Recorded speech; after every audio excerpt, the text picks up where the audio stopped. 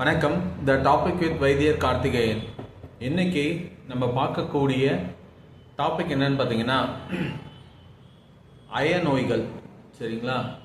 அய நோய் இது ஒரு வகையான அயத்தை குறிக்கக்கூடிய ஒரு நோய்.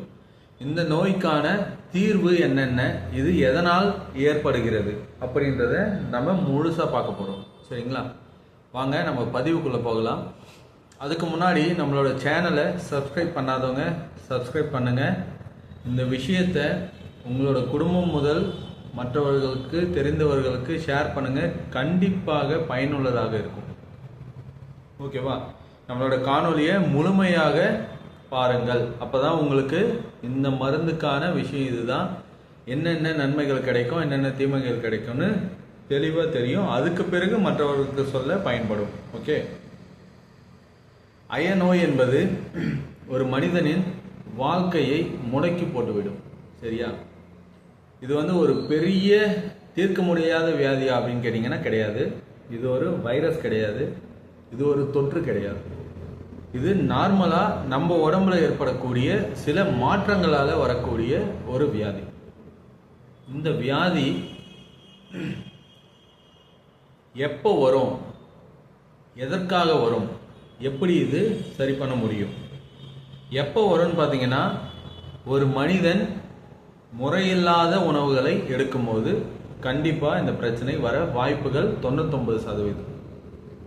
முறையில்லாத உணவுகள்னா என்ன அப்படின்னு கேட்டிங்கன்னா, இதில் மெயினாக லிஸ்ட்டில் வர்றது பார்த்தீங்கன்னா பிரியாணி.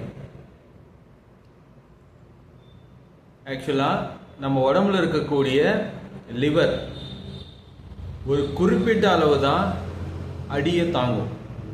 சரிங்களா? வீரியத்தை தாங்க முடியும். அதை தாங்கி அதில் இருக்கக்கூடிய விஷத்தன்மைகளை உறிந்து பிறகு நன்மைகளை உடம்புக்கு தந்துவிடக்கூடிய மிகப்பெரிய உறுப்பு தான் கணையம் என்கிற ராஜ உறுப்பு. இந்த உறுப்பு எப்போ டேமேஜ் ஆகும்னு கேட்டிங்கன்னா, அதிகமாக மசாலாக்களை எடுக்கும் போது. சரிங்களா? பர்டிகுலராக பட்டை, லவங்கம், ஏலக்காய், இஞ்சி, பூண்டு, சரிங்களா, லிக்கரு, சிகரெட்டு, சரியா, புகையிலை, இது போல விஷயங்கள் எல்லாம் நீங்கள் கண்டினியூஸாக கன்சியூம் பண்ணும்போது, குளிர்பானங்கள், ப்ரிசர்வேட்டிவ்ஸ், சரியா, இதெல்லாம் எடுக்கும்போது கண்டிப்பாக உங்களுக்கு கணையம் என்கிற உறுப்பு பாதிப்புக்குள்ளாகும். இது இல்லை நேற்று நான் சாப்பிட்டேன், எனக்கு எந்த பிரச்சனையும் பண்ணலை அப்படின்றதெல்லாம் கிடையாது. ஒருத்தனுக்கு ஒரு அடி தாங்கும், இன்னொருத்தருக்கு அடிக்க கை வாங்கும் போதே மயக்கம் போட்டுருவாங்க. சிலர் 100 அடி அடித்தாலும் தாங்குவாங்க, 101வது அடிக்கு அவுட்டு. இது போல விஷயங்கள் உடலுக்கு உடனடியாக பாதிப்பு கொடுக்காது. ஆனால் பாதிப்பு வந்ததுன்னு சொன்னாக்கா உங்கள் வாழ்க்கையை பூஜ்யமாக்கி விட்டுரும். அதனால் நீங்கள் என்ன பண்ணணும் அப்படின்னு கேட்டிங்கன்னா, எதனால் இந்த பிரச்சனைகள் வருதுன்றதை பார்த்தோம். அடுத்தபடியாக இந்த பிரச்சனைகள் எப்படி சரி செய்யலாம். கணையத்தில் ஏற்படக்கூடிய பிரச்சனையை சரி பண்ணிங்கனாவே நீங்கள் எடுத்த முடிவை கரெக்டாக செய்ய முடியும். நீங்கள் எடுக்கிற வேலையை கரெக்டாக முடிக்க முடியும். சரிங்களா? எந்த விதமான கன்ஃபியூஷனும் வராது. ஓகே. உங்கள் உடல்நிலையில் நல்ல நல்ல மாற்றங்களை பார்க்க முடியும். முதல் ஸ்டெப், மசாலாக்களை தூக்கி தூர போட்டுருங்க. நீங்கள் சேர்க்க வேண்டிய மசாலாக்கள், அதாவது பாதிப்பில் இருக்கிறவங்க டெஃபினட்டாக இதை ஃபாலோ பண்ணி தான் ஆகணும். ஏன்னா மசாலா சாப்பிட்டா தான் உடல்நிலை நல்லா இருக்கும், இவர் மாற்றி சொல்கிறாரு அப்படின்னு நினைப்பீங்க. கிடையவே கிடையாது. ஒரு சித்தா ஆயுர்வேதா ரிசர்ச்சில் 15 வருடங்களாக நாங்கள் இருந்து, சரிங்களா, நிறைய விஷயங்களை அனுபவபூர்வமாக பார்த்து ஒரு முழுமையான முடிவுக்கு வந்த பிறகு தான் இந்த விஷயத்தை நான் சொல்கிறேன். மசாலா ஐட்டம்ஸ் நீங்கள் தவிர்க்கிறதுனால உங்கள் உடல் உஷ்ணப்படுறது ஸ்டாப் பண்ணும்.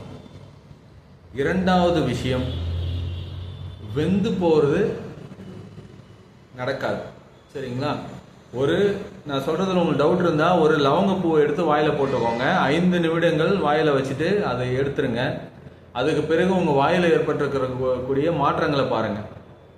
எதை சாப்பிட்டாலும் காரமாக இருக்கும், எதை சாப்பிட்டாலும் ருசி தெரியாது, வெந்து போகும். சரிங்களா? கன்னத்தில், நாக்கில், பல் இடுக்கலெல்லாம் வெந்துடும். அந்த பாதிப்பை தான் நீங்கள் கண்டினியூஸாக உங்கள் வயிற்றுக்கு கொடுத்துக்கிட்டு இருக்கீங்க. இது என்ன ஆகும்னு கேட்டிங்கன்னா, சுண்ணாம்பு வெத்தலை பாக்கில் அதிகமாக சேர்த்த மாதிரி எதை எவ்வளோ சாப்பிட்றோன்னே அதுக்கு பிறகு தெரியாது, உப்பு உரைக்காது. சரிங்களா? காரம் கம்மியாக போட்டாலும் அதிகமாக தெரியும். சின்ன காரம் போட்டால் கூட வயிறு புண்ணாயிடும், அச்சரம் வந்துடும், ஸ்கின் அலர்ஜி வரும். சரிங்களா? கபால குட்டம் வரும், மண்டையில் சொறி சிறங்கு இது போன்ற விஷயங்கள் வரும்.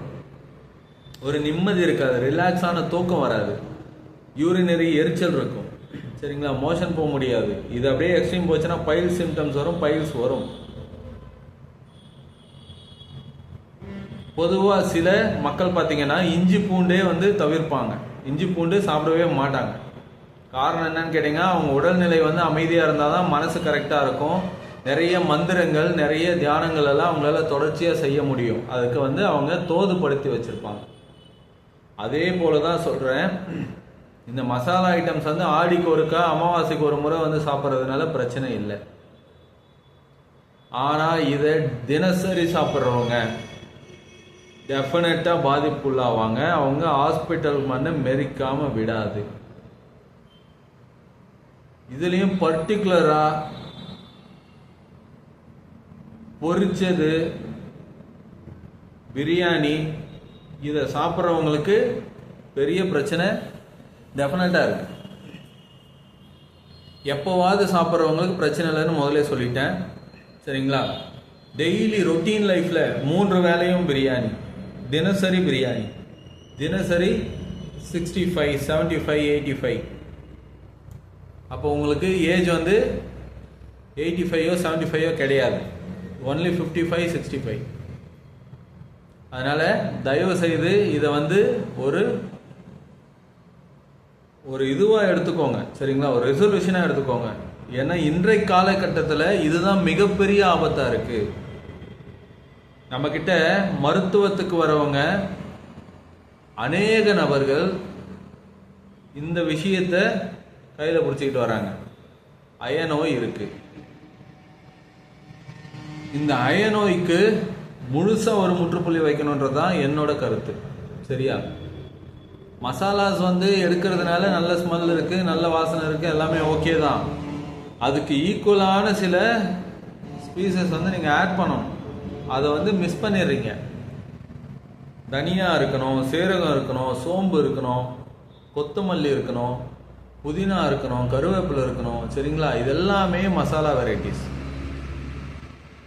இது எல்லாத்தையுமே ஒரே ஒன்றுத்துல போட்டு அடைக்கும் போது இட்ஸ் ஓவர் டோஸ். சரிங்களா? அது அன்வான்டான ஒரு குக்கிங் டைப். அதை தான் நம்ம ரொம்ப காலமாக செஞ்சுக்கிட்டு இருக்கிறோம். இந்த மெத்தடை நீங்கள் டெஃபினட்டாக ஸ்டாப் பண்ணணும். தினசரி நான் சொன்ன மாதிரி சிக்கன் பிரியாணி சாப்பிட்றவங்க ஸ்டாப் பண்ணுங்க, பிரியாணி சாப்பிட்றத ஸ்டாப் பண்ணுங்க. மாசத்துல ஒரு நாள் எதனா ஃபங்க்ஷனில் சாப்பிட்றீங்கன்னா ஓகே, அதுக்கு கூட ஆப்போசிட் ரியாக்ஷன் இருக்கக்கூடிய சில உணவுப் பொருட்களை சாப்பிடணும், கம்பல்சரி சாப்பிடணும். இல்லைன்னா அந்த பாதிப்பு டெஃபினட்டாக இருக்கும். இப்போ நீங்கள் இதை சரி செய்யறதுக்கான முறை என்னென்ன? ஒரு மனிதன் ஒவ்வொரு மாதமும் இந்த பிரச்சனை அதிகமாக இருக்கு அப்படின்றவங்க ஒவ்வொரு வாரமும் 3 நாட்கள் அன்னத்துடன்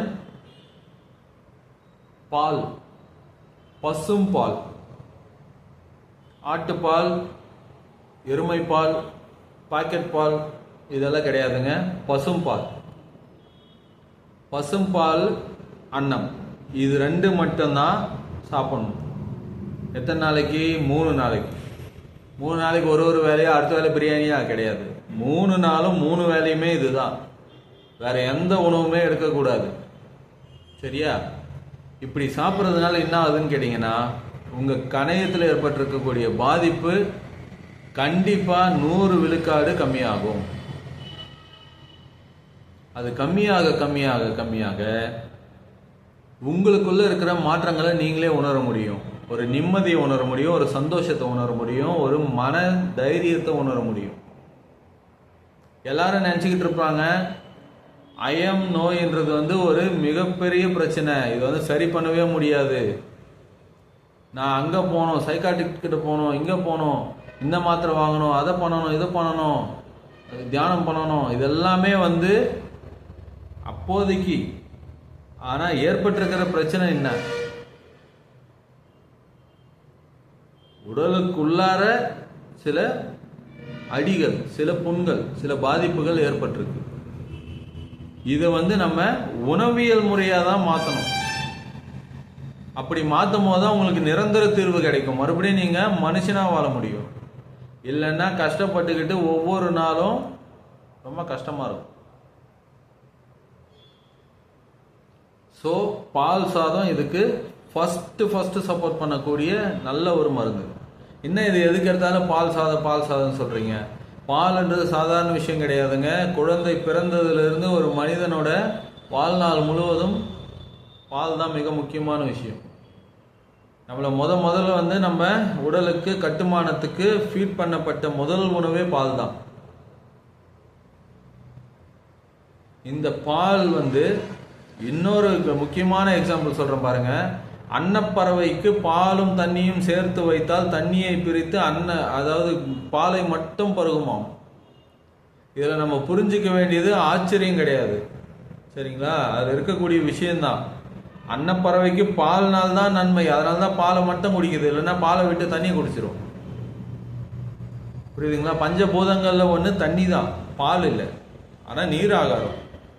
ஆனாலும் அந்த தண்ணியே வானான்னு சொல்லி விட்டுட்டு பாலை மட்டும் குடிக்குது அப்படின்னு சொன்னாக்கா அந்த பாலில் தான் இருக்கு நன்மைகள். எப்பயுமே பறவைகளை வந்து நல்லா உற்று நோக்கி பாருங்க. அது சாப்பிடக்கூடிய உணவுகள் எல்லாமே ஆரோக்கியமான விதைகளாகவும் சிறுதானியங்களாகவும் நல்ல சுத்தபத்தமான புதிய உணவுகளாகவும் தான் இருக்கும். அப்படி தேர்ந்தெடுத்து உண்ணக்கூடிய உணவுல அன்னப்பறவை பாலை மட்டும் குடிக்குது அப்படின்னு கேட்டாக்கா பாலில் நன்மை இருக்கு.